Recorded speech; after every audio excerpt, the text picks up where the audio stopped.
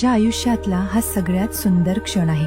तुझ्या येण्याची चाहूल लागलेल्यापासून प्रत्येक दिवस खास वाटू लागलाय. तुला अजून पाहिलं नाहीये, पण तुझ्यावरचं प्रेम मात्र खूप आधीच जडलंय. तुझ्यासाठी स्वप्न रंगवते, तुझ्यासाठी जगायला शिकते. लवकर ये माझ्या बाळा, तुला मिठीत घेण्यासाठी मी आतुर आहे.